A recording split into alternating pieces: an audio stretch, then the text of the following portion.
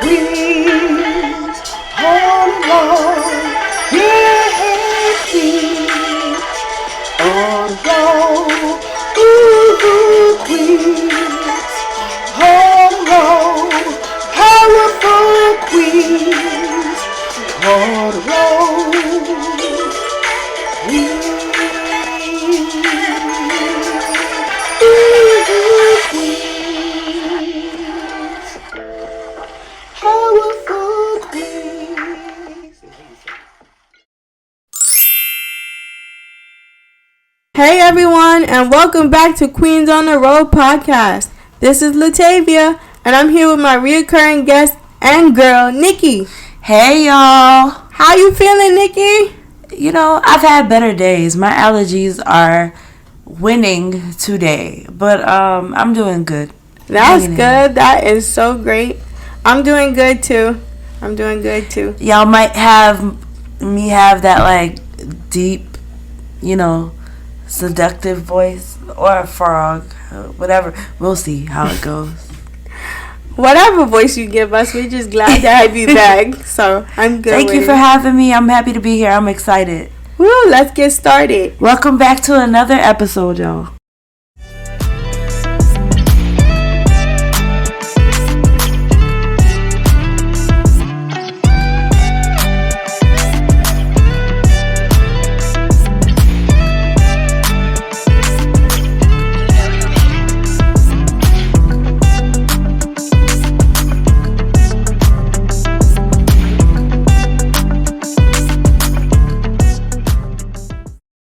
So remember when we told you last time that we had a long list of physical conditions? Well, we do, and there's more. So we're going to get started with that. Here we go. Let's roll.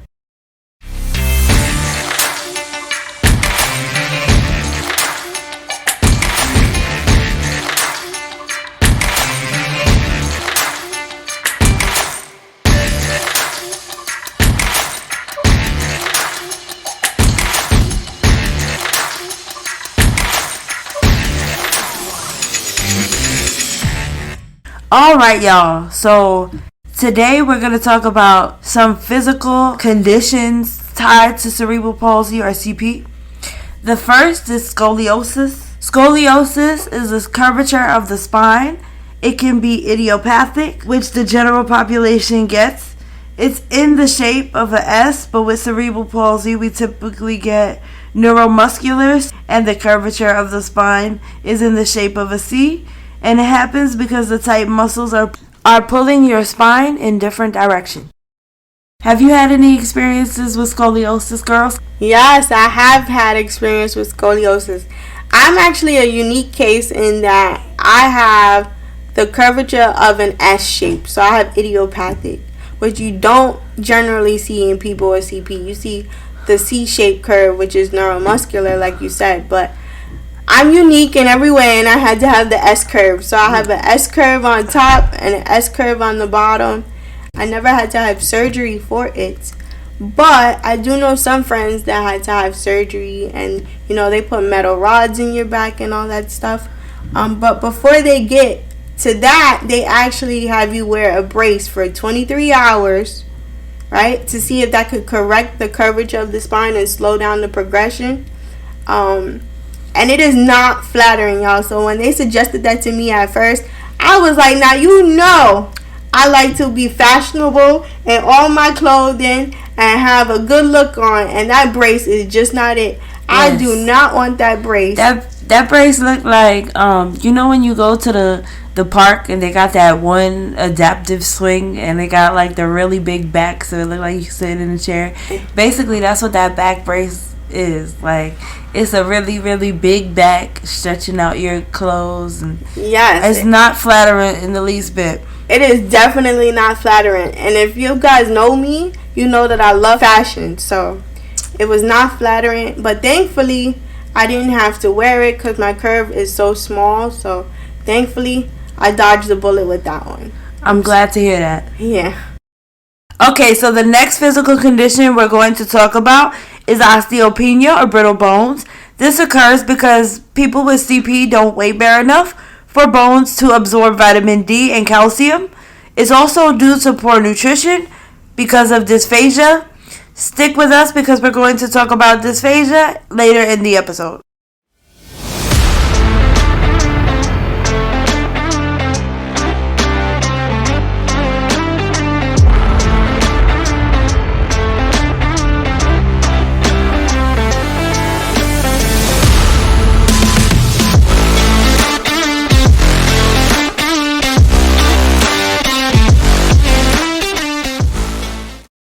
Okay, Tay, so I think you have a story to tell us, right?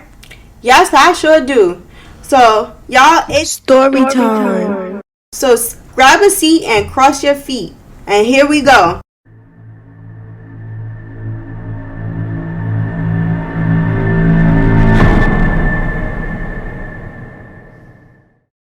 So, as a little girl, I always wanted to know what it felt like to run and jump. So my mom would play a game with me every night since I was 2 years old called Jump and Run.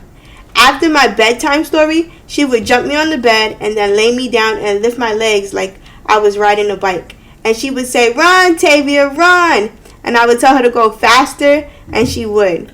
Well, this one particular night, a year after I had a surgery, we were playing Jump and Run, more specifically the run part, and then all of a sudden, we heard a crack. Like a dry chicken bone, y'all. My leg was dangling, and I began screaming at the top of my lungs, "You broke my leg! You broke my leg!" My mom rushed me to the emergency room. Once we got there, they took me in right away. Then they asked my mom what happened, and she said we were playing and I broke her leg. But keep in mind, y'all, I was 8 years old, only weighing 28 pounds. So they asked my mom to step out the room. And just imagine little 8-year-old me, nervous, in pain, and scared, wondering why they asked my mom to step out the room. Y'all, what happened next was crazy.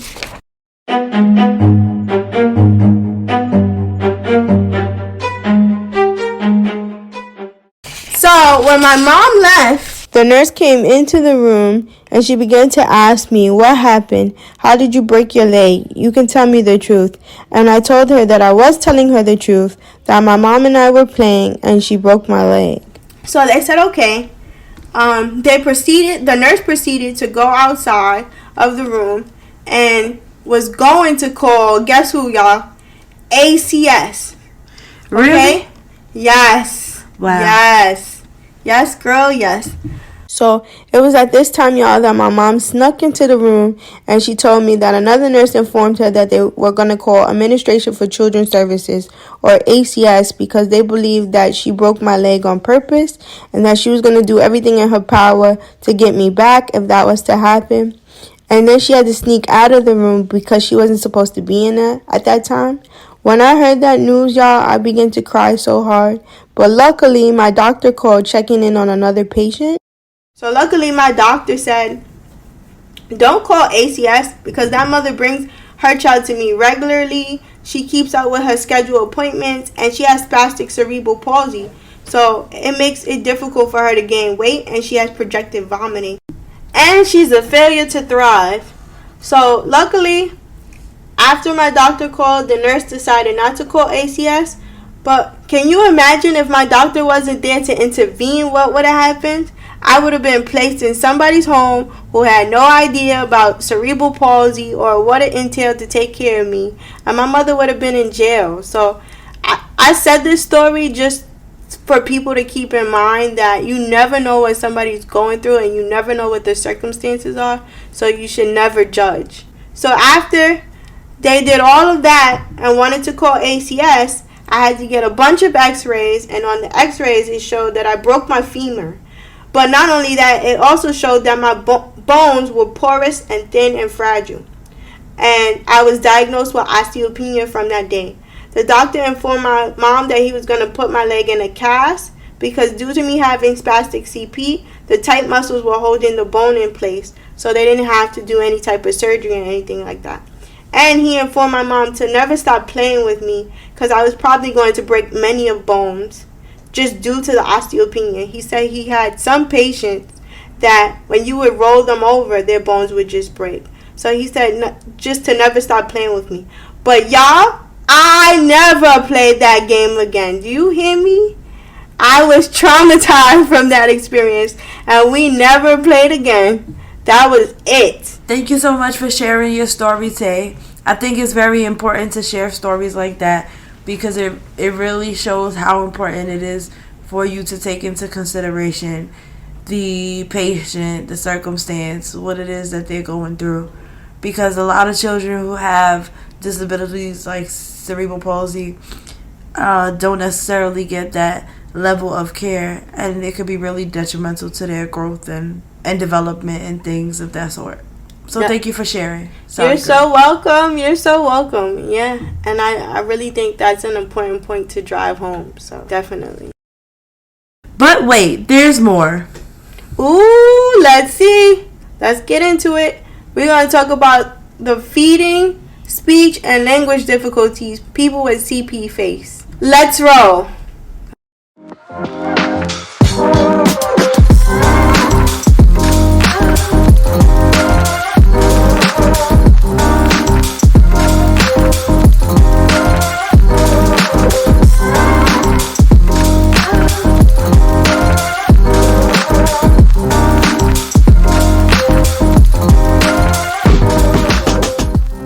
Alright, y'all, so let's get into some feeding difficulties. The most common feeding difficulty you see with individuals who have cerebral palsy is dysphasia. Dysphasia means difficulty swallowing. More specifically, individuals with cerebral palsy experience neurogenic dysphasia, which is swallowing difficulties due to a change in the central peripheral nervous system. Can you tell us more about that, Tay? Sure, I can. So, you can have difficulties at any stage of swallowing, which the stages of swallowing are the oral, pharyngeal, and esophageal phases. That just basically means we can have trouble chewing our food, holding the food in our mouth, swallowing it down, protecting our airway from getting food in it. And we can also have aspiration. So, aspiration is when food goes into the lungs, because we were not able to protect our airway from the food getting into it. You can also see voice changes, which more specifically you can have like a wet voice, and that just means like when you have phlegm in the throat, kind of. I sure do, y'all. I can't tell y'all how many times Tay gotta cut me clearing the phlegm out of my throat. My throat puts in the work for Tay. That doesn't sound good, but like I always have phlegm. That's what I experience. That's just a part of our life, right? And then you could also have primitive reflexes, which is like a tongue thrust. So every time your tongue just kind of sneaks out behind your teeth and pushes your teeth forward, you can have that tongue thrust. You can have a tonic bite where you just bite down and hold on to stuff. I've seen children, and I've had some friends that literally just break spoons, plastic spoons, because of the tonic bite. Or you can have like the open mouth posture where you just keep your mouth open and you're not really chewing any of your food and the food falls out. So, you guys know what time it is. It's fun fact time, y'all. Fun fact time. And we're going to switch it up for y'all. Usually I do the fun fact. Today, Tay's going to hold it down with the fun fact. So let us know what's up, girl. I sure am. So, my fun fact is, I still don't like certain textures of food. So spaghetti with tomato sauce, y'all, you cannot get me to eat that. I do not like it. My acid reflux doesn't like spaghetti with tomato sauce. Well, my tongue doesn't like spaghetti with tomato sauce. I can't stand it. But I can eat tomato sauce on the pizza. So that's just to show you, like, it's different textures for me that I really don't like. And I also, you know how we eat food on top of our tongue?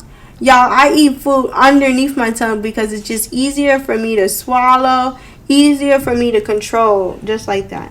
And when I drink fluids with a straw, I have to take a big, like a nice size amount of fluid in my mouth in order for me to swallow. That just also comes with the sensory issues too. Like, I don't feel it enough, and if I don't feel the food in my mouth or the drink in my mouth, it's harder for me to swallow like that. So that is the fun fact for today, y'all. Thanks, Tay. You are so welcome.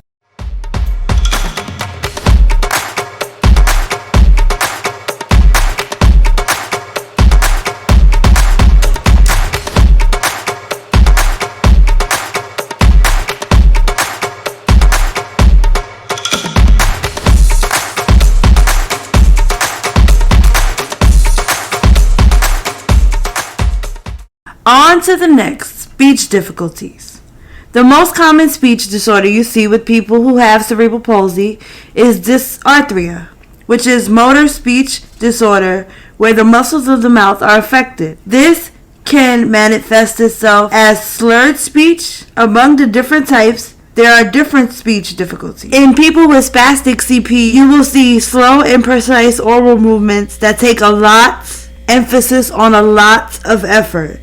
Speech sounds are slurred and vocal quality is tight or hoarse. And I'm gonna now play a clip for you that shows a person with spastic CP where you can hear the slow, imprecise movements and the vocal quality is tight and hoarse. So buckle up your seatbelt, y'all. Very many expectations for what we would grow to do in life, and we all...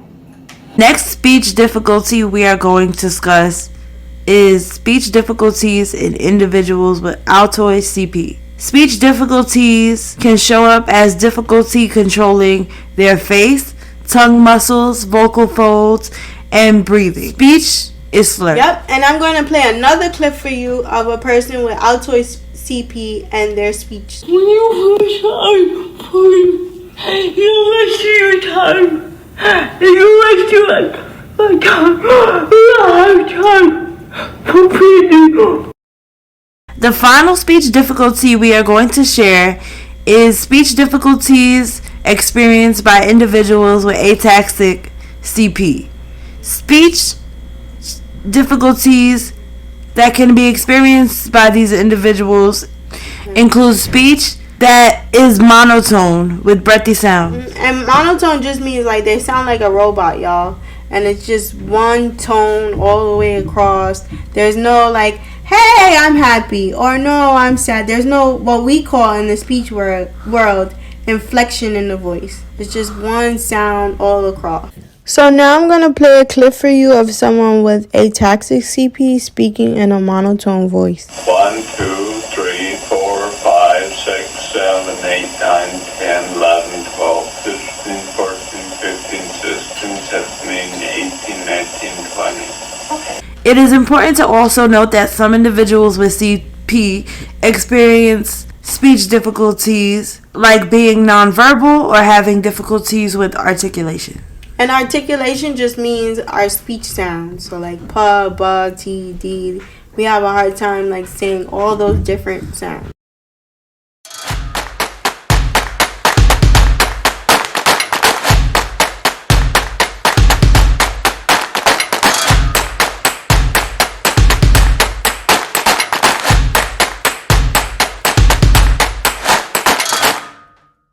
So now we're going to share with you a story of someone who has spastic CP.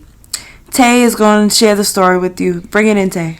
Yes, I definitely got it. So this is from my girl Lauren, who is a spastic quad like me. And that was actually my co-host before she decided to go on to her fashion endeavors. So hey Lauren, what's up, girl? So I'm going to read her statement that she gave me on what it's like living with dysarthria. So she says, hi, my name is Lauren, and I am 30 years old from Brooklyn, New York. I am a college graduate from Long Island University, where I received my master's degree in business administration with a concentration in management. I also have cerebral palsy spastic quadriplegia. And even though Nikki and Latavia's speech is not like mine, it's a little different because I have a speech impediment called dysarthria. I started speaking really late. I believe I was 3 or 4 years old. In order for me to start talking, I had to get speech therapy because my muscles was just too weak to pronounce anything. I used to always sit with my tongue pushed out while drooling all over myself because I couldn't control my muscles to hold my drool in. And just sitting with my tongue sticking out was when I was most comfortable. Growing up with dysarthria really took a toll on me, especially as I got older and finding myself because I knew I was different. Even though I had CP, like some of my friends, my voice was different than theirs. I wore bibs until I was 10 years old because my drool was excessive. I felt so embarrassed. Taking speech therapy helped me tremendously when I was younger. I learned to take a breath before speaking to get a clear sound out. Sound out words to tried to get a correct pronunciation to the best of my ability, and also worked hard to control my drooling. However, even though my speech was getting better and I was able to talk fluently, my dysarthria effects was still there, which they'll be there for the rest of my life. Growing up with cerebral palsy, I was never afraid to show off my physical appearance. I always wanted to take pictures and be fashion ready. But when it came to speaking publicly, you could never get me to do that. I was always self-conscious about my voice and never really accepted it. Hated to hear myself on videos or any recordings. I hate that sometimes I made unintentionally funny faces when I spoke, and that was due to me using all my face muscles to get words out. Because my mouth muscles was just too weak to do it on my own. Most of my friends and family only knew how I really spoke. If someone didn't know me or if I had to call someone I didn't know, I would have either my siblings speak for me or I would give the person a heads up text to let them know I have a speech impediment or just didn't say anything at all unless I really had to. It was very frustrating for me at times because most times when I spoke to someone I didn't know, they would tell me, I didn't understand you, are you crying, OMG, are you okay? And I would have to repeat 1,000 times. And with my speech impediment, it's very exhausting already to talk due to my spastic CP. As I got older, I no longer have speech therapy because my insurance no longer covers it as an adult. So my speech impediment has been a lot harder for me to talk because as you get older, your CP muscles get tighter and weaker, especially if it's not treated.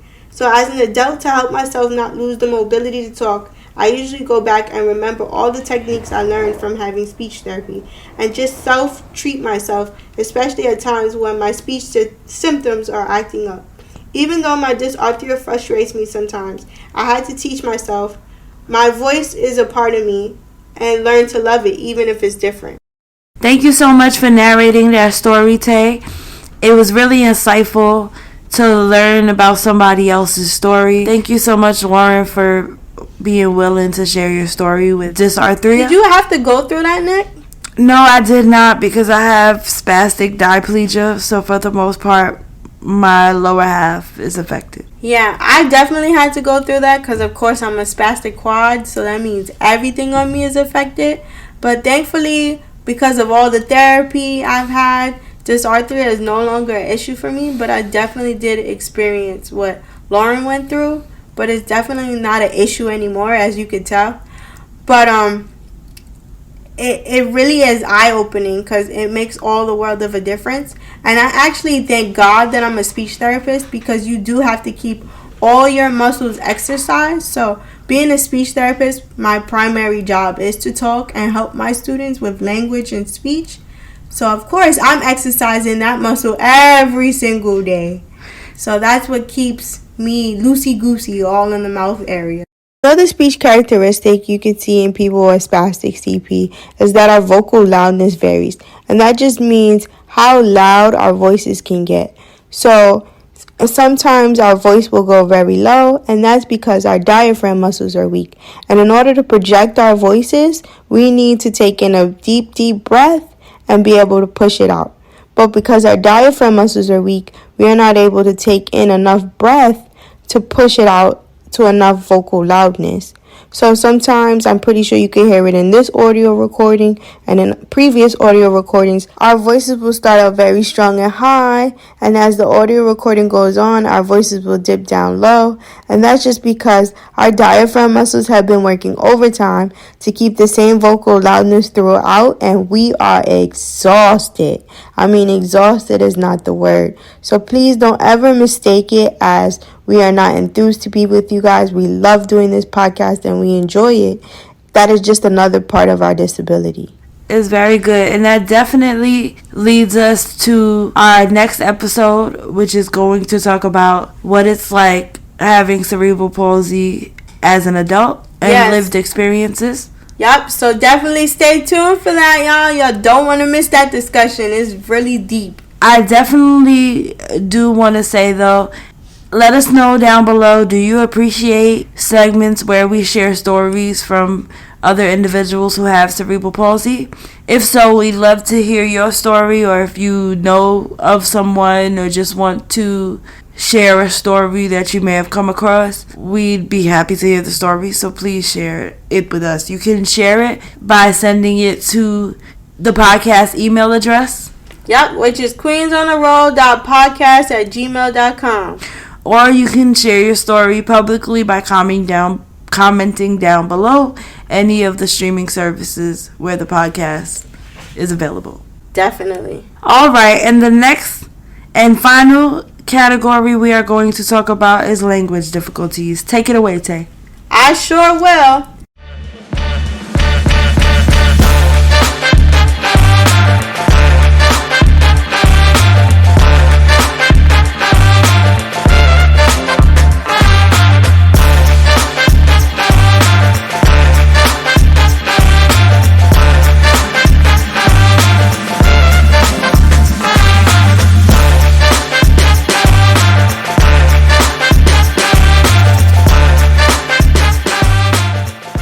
So people with CP can have cognitive deficits.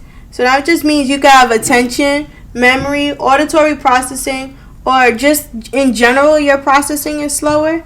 You can also see ADHD, which just means attention deficit, so you have a hard time focusing, or you have a hard time focusing and be hyper at the same time. So that's ADHD. You could also have a learning or intellectual disability, where that's just you have problems with reading, writing, spelling, math, and social skills. Or you also have difficulty with problem solving, judgment, and your activities of daily living. You can also see a developmental disability, where the child is behind their peers in development in more than one area. So it could be language, learning, or behavior. And then you can have an expressive, which just means you have a hard time explaining to people what you want to talk about. Or you can have a receptive language disorder, which means you have a hard time understanding what people are asking you. Or it could be a mixture of both. So you can have both at the same time. You can have a hard time telling people what you want to say, or you can have a hard time understanding what people are saying to you. People with CP can have any of the above language difficulties, but not necessarily. It depends on what part of the brain is damaged and if they experience any seizures. And all of this wonderful information is courtesy of the United Cerebral Palsy Foundation and the American Speech and Hearing Association. Thanks, Tay. That is very insightful and very helpful.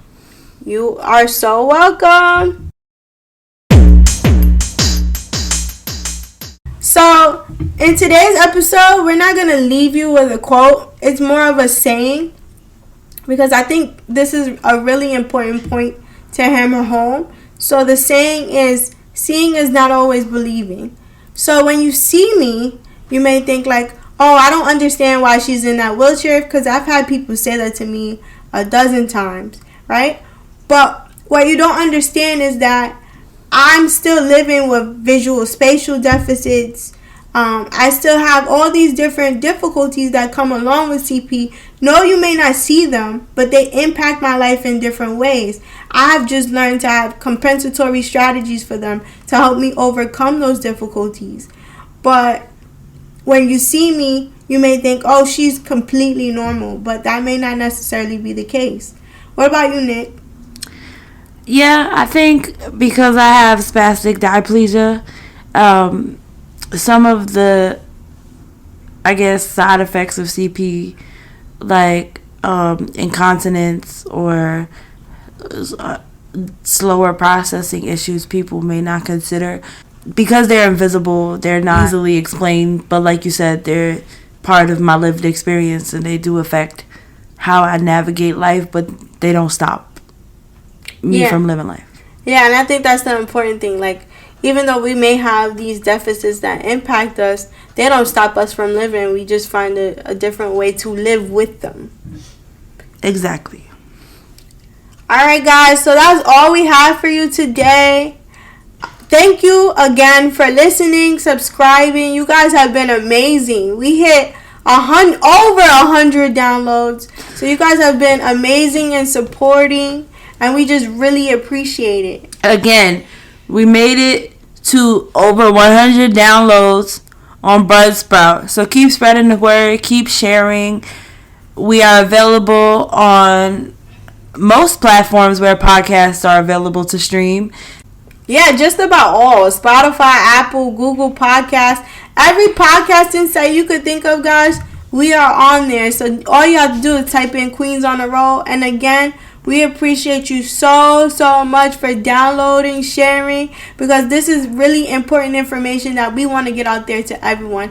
And without you guys, we couldn't do it. So we just want to say thank you so much. Keep sharing, keep subscribing, and we'll see you next week. Yes, we want to hear your story, so don't forget to share whatever it is you would like us to know at our email at queensontheroad.podcast@gmail.com. And also, if you have any questions about anything, please feel free to email us your questions or DM us on Instagram or send us a message on Facebook. Anything, guys. We are more than welcome and willing to answer any questions. So, have a good one, and we're rolling out. Peace.